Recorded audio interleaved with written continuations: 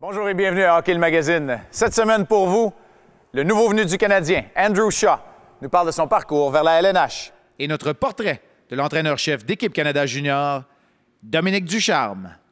On démystifie les casques dans la chronique Équipement. Sur la glace, on pratique les tirs déviés avec Jocelyn Thibault et Denis Gauthier. Denis Hainaut et Marie-Christine Boucher vous invitent à assister au championnat mondial junior à Montréal.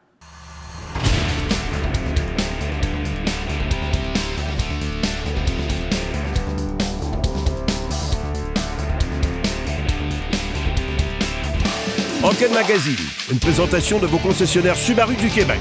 Subaru, confiance et évolution.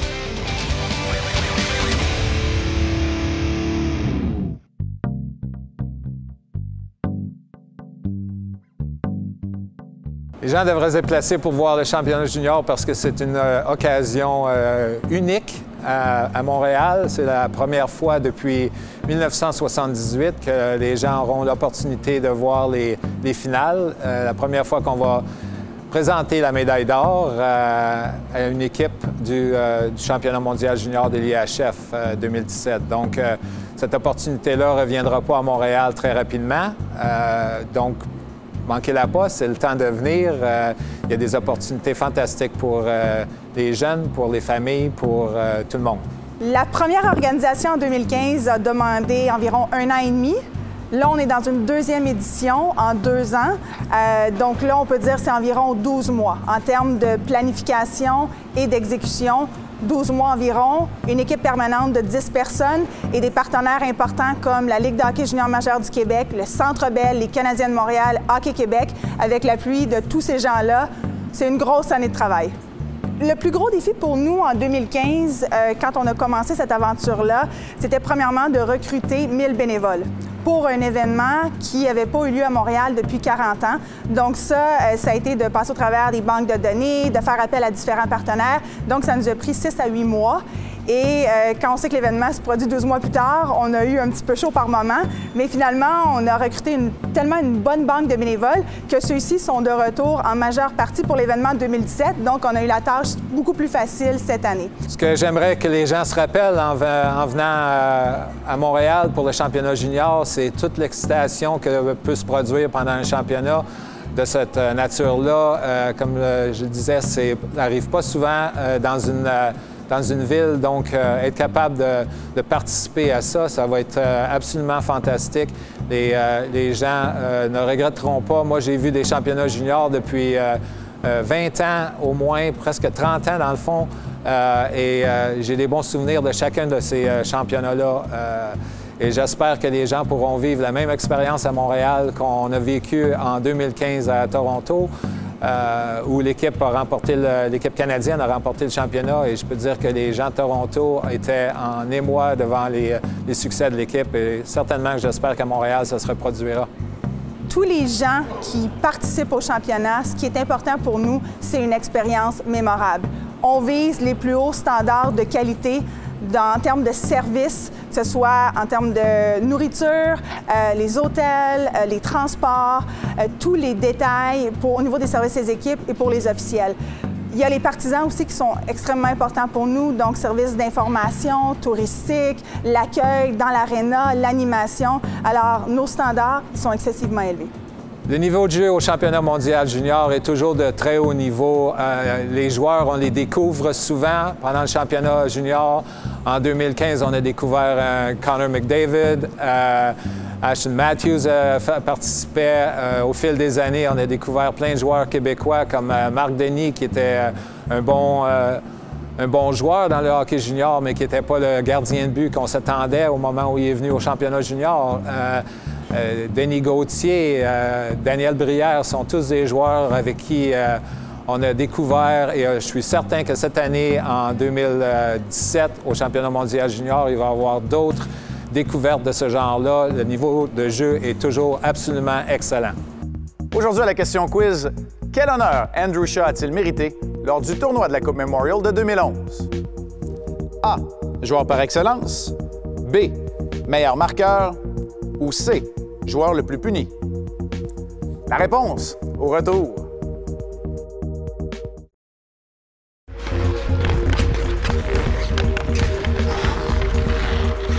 La réponse B. En effet, avec 7 points en 4 matchs, Andrew Shaw a devancé d'un seul point Jonathan Huberdeau. Son équipe, l'Attaque de Owen Sound, s'est malheureusement inclinée lors du match de bris d'égalité. Andrew Shaw nous a d'ailleurs récemment raconté son parcours vers la LNH. I played minor hockey back in Quinte, AAA.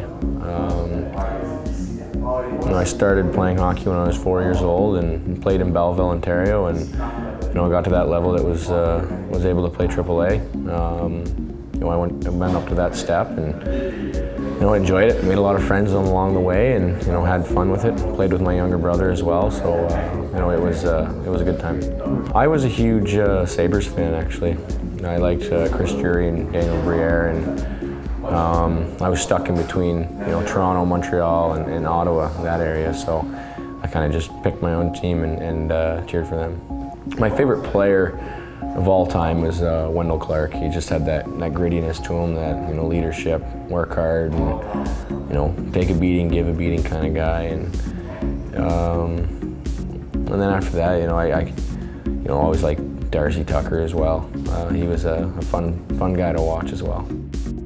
My dad coached me a lot growing up, and he's a huge influence on my hockey game and why I am the way I am, and I owe him a lot for that. Growing up as a kid, I was always 15 in major junior as well, and then when I made the NHL, they gave me my number at camp, number 65, and I played my first game with it, and I won my first cup with it, and kind of just stuck with that number. There was the Marlies tournament in Toronto. It was always big, and right around Christmas time. So a lot of hockey in my family. I have 2 brothers that played as well, so we'd always pack up the van and head to Toronto for the big Marlies tournament. I think just go out and have fun. I always find you're playing your best hockey when you're enjoying it, having fun. You just got to work hard. If you want something, you got to go out and earn it. Work hard, compete. That's kind of who I am, a blue-collar kind of guy. Go out and work hard, and every time I'm on the ice, I'm always trying to better myself. Making memories, having good times. I think that's the best advice I could give to any kid.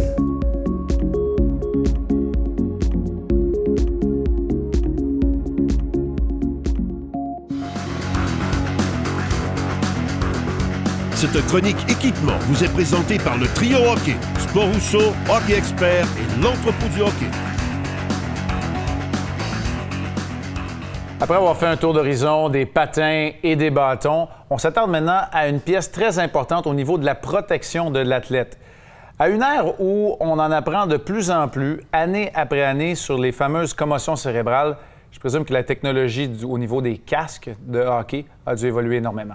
Effectivement, Marc, la technologie au niveau des casques avance pratiquement aussi rapidement que la technologie au niveau des patins et bâtons maintenant.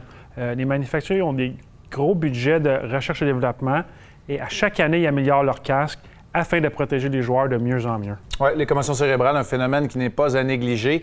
Il y a plusieurs innovations et CCM arrive avec une offre en particulier. Exactement. Le tout dernier de CCM est le FitLight 3DS, muni de la technologie D3O. La mousse intelligente D3O, avec propriété de détection de vitesse de l'impact et d'absorption des chocs, disperse l'énergie due aux impacts. L'intérieur est fait en mousse EPP, faible densité, avec coussin en mousse mémoire, qui offre une protection légère de calibre pro.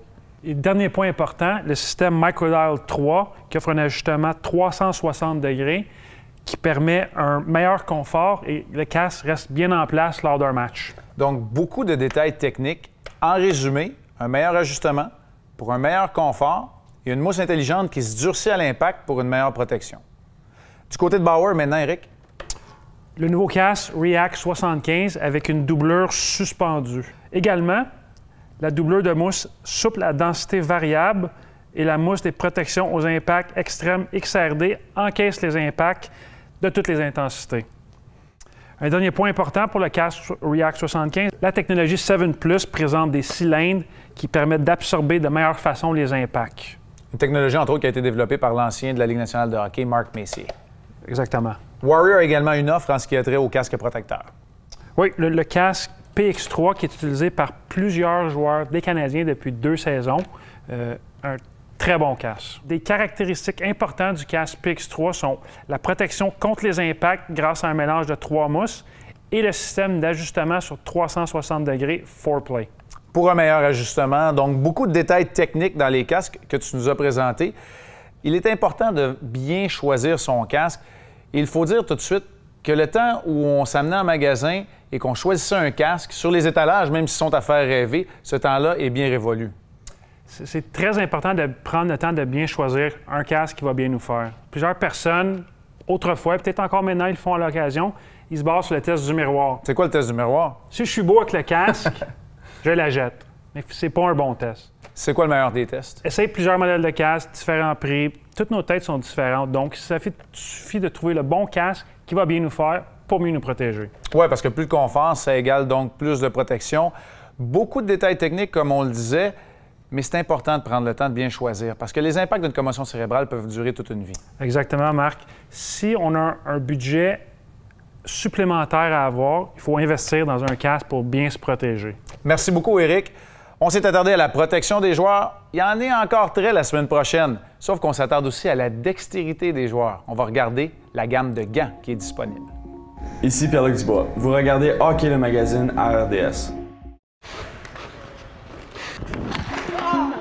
Le portrait de la semaine. Une présentation de Hockey le magazine. En kiosque et sur votre application mobile maintenant. En compagnie de Dominique Ducharme, entraîneur-chef d'équipe Canada Junior et des Voltigeurs de Drummondville. Dominique, être entraîneur-chef d'équipe Canada Junior, est-ce qu'on peut parler d'un rêve devenu réalité pour toi? Un rêve, c'est un grand mot parce que, comme tous les jeunes Canadiens, quand j'étais plus jeune, je voulais jouer, mais c'est venu graduellement. Et puis en rentrant dans le programme, c'est devenu plus un objectif ou quelque chose... un défi sur lequel je voulais m'attaquer puis avoir la chance de le faire cette année. Je me sens privilégié puis je suis fier de ça. Est-ce que c'est encore plus spécial vu que le championnat mondial junior est à Montréal? Ah, c'est certain que ça ajoute un autre élément positif le fait que ce soit à Montréal. Par contre, peu importe où on est dans le monde, quand on met le chandail du Canada, quand on est impliqué avec le Canada, bien, c'est de tout faire en notre possible pour aller chercher l'or. Donc, de ce côté-là, notre objectif est le même. Tu as été adjoint avec l'équipe l'an dernier, défaite en quart de finale contre la Finlande. À quel point est-ce que cette expérience-là peut t'aider cette année? C'est quelque chose qu'il faut passer à travers. Il faut y aller, il faut le voir. De voir... la qualité du jeu, de voir comment la ligne est mince entre la victoire et la défaite. Voir aussi comment on doit préparer nos joueurs à s'adapter au niveau de jeu qui se joue là, qui est très différent du niveau de jeu de la Ligue canadienne du début décembre. Donc, c'est primordial. Notre préparation de ce côté-là va très bien. Puis de l'avoir vécu l'année passée, bien, ça nous amène un élément positif et ça nous aide à bien mettre les choses en place. Quel genre d'identité tu veux donner à ton équipe? Avec 9 joueurs présentement dans la Ligue nationale, c'est plus difficile de dire on veut exactement ce genre d'équipe-là. Une chose est certaine, on peut pas juste... Un joueur qui va faire partie de notre équipe ne peut pas juste être bon, il va se devoir d'être spécial. Il faut qu'il y ait des qualités ou une dominance au moins dans un élément pour être capable de l'apporter contre les meilleurs au monde. Donc, le mot-clé, c'est vraiment spécial. Il faut être capable de s'adapter aussi, d'être capable de jouer dans différents rôles. Donc, à partir de là, on va prendre les meilleurs joueurs qui sont disponibles et ceux qui sont pour nous les plus spéciaux. Tu es un entraîneur, mais tu es également un fan de hockey. C'est quoi tes plus beaux souvenirs reliés au championnat mondial junior quand tu étais plus jeune ou peu importe? C'est souvent, bizarrement, c'est les tournois où les jeunes qui se déroulaient en Europe, de se lever le matin et de regarder les matchs avec la famille. C'est le temps de Noël, il n'y a pas d'école. C'est le moment parfait pour embarquer dans cette passion-là. Puis c'est des choses comme ça, des petits moments comme ça qui me rappellent le plus quand j'étais jeune et que je le regardais. Tu en as ta première année avec les Voltigeurs de Drummondville, mais tu as passé 5 ans avec les Moussets d'Halifax. Parlons un petit peu de la Coupe Memorial 2013. Je me trompe ou c'est peut-être ton plus beau souvenir à date comme coach? C'est difficile de faire mieux dans le hockey junior. Par contre, c'est plus tout ce qui nous a amené à arriver là. C'est de voir comment on a tout le travail qui a été fait, puis la façon que on a pu mettre les choses ensemble, comment les joueurs sont devenus une famille très soudée, comment à travers la saison précédente, comment elle nous a préparés à atteindre ce niveau-là. Donc, ça fait partie de... Ouais, c'est quelque chose que je veux refaire. Tu as eu la chance de gagner la Coupe Memorial. Là, tu as la chance de diriger Équipe Canada Junior. Est-ce que c'est peut-être le summum pour un entraîneur junior? Assurément que c'est une opportunité que beaucoup aimeraient avoir. Je l'ai dit tantôt, je me sens vraiment privilégié. Mais une fois que la nomination est faite, on a tout le temps juste une pensée puis un objectif, c'est de se préparer et d'aller chercher la médaille d'or. Donc, il faut tourner la page rapidement, pas juste s'asseoir puis dire « wow, c'est ça qui m'arrive », mais se mettre au travail puis le préparer pour en sortir le meilleur possible. Mais justement, Dominique, je te souhaite la médaille d'or et bon tournoi. Merci beaucoup. Ici David Savard, vous regardez Hockey le magazine à RDS.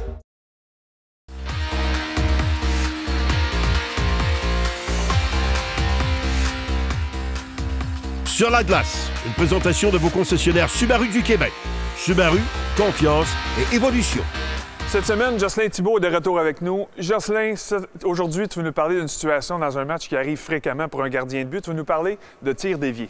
Oui, tout à fait. Tir dévié, une situation qui arrive très, très souvent lors d'un match. On va donner des conseils aux gardiens de but, justement, pour faire les arrêts de façon plus facile, mais aussi être en contrôle de la situation. Parfait. On regarde un exercice tout de suite. Samuel, on va parler du tir dévié. Okay? Une situation qui arrive super souvent dans un match. Il y a plein de choses qui sont importantes. Mais dans les choses importantes, je dirais la première, c'est d'identifier la situation. Si on veut vraiment identifier, est-ce qu'il y a un joueur devant nous qui est un danger, justement, de dévier la rondelle? Ça, c'est sûr qu'en partant, il faut identifier la situation. Par la suite, un des principes de base, c'est qu'il faut se coller à l'obstacle. Plus près qu'on est de l'obstacle, de la palette du joueur, du patin du joueur dans la limite, si le joueur n'a pas de bâton, c'est vraiment de se coller sur l'obstacle et justement de laisser moins d'espace à la rondelle de se diriger dans le filet. Et puis l'autre chose, en même temps, le troisième point qui est important, c'est d'être autant que possible arrêté sur le lancer. Pourquoi? Parce que quand on arrête sur le lancer, on est en mesure, de faire un arrêt compact, de faire un arrêt plus compact, mais aussi de réagir sur une situation de retour. Ça arrive très régulièrement que les gardiens de but, qu'est-ce qu'ils font comme erreur? C'est qu'ils glissent sur un lancer dévié, ils glissent vers l'obstacle, puis oublient d'arrêter. Donc, à ce moment-là, tu as moins de chance d'être compact, mais aussi, tu es en situation difficile pour faire un arrêt sur le retour. Donc, on essaye ça? Oui. Good.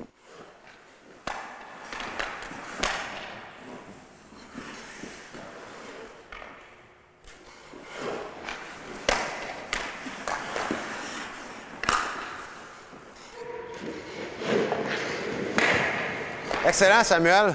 Super. Regarde, tu as bien identifié ta cible, tu as poussé vers l'obstacle, mais aussi si tu étais arrêté sur le lancer, ce qui était important. Donc, tu n'as pas dévié, tu n'étais pas sorti du jeu. Puis l'autre chose aussi, c'était très compact sur le lancer. Il n'y avait aucun espace pour la rondelle de passer entre tes deux coudes, entre tes deux bras, entre tes deux genoux. Vraiment, c'était très difficile pour le joueur, justement, de marquer un but là-dessus. Tu étais extrêmement bien positionné. Fait que, good job, on ne lâche pas.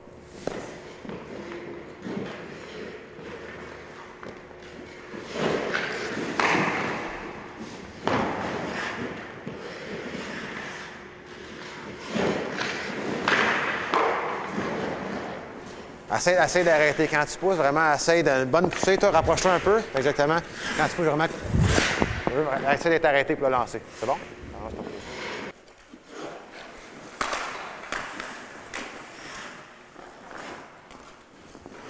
Excellent, Samuel. Donc, Jocelyn, après cette belle démonstration de Samuel, c'est quoi les points importants que tu veux qu'on retienne? Bien, en fait, le point le plus important, c'est de se centrer avec l'obstacle. On veut vraiment centrer notre logo, le logo sur notre gilet. On veut vraiment qu'il soit en ligne avec l'obstacle. pour ça, bien évidemment, il faut identifier l'obstacle, il faut pousser dans la bonne direction, il faut être arrêté pour faire l'arrêt. Et très compact, évidemment, pour que la rondelle passe. Donc, Samuel a très bien fait ça. Un gros merci. Good job, Sam. À la semaine prochaine.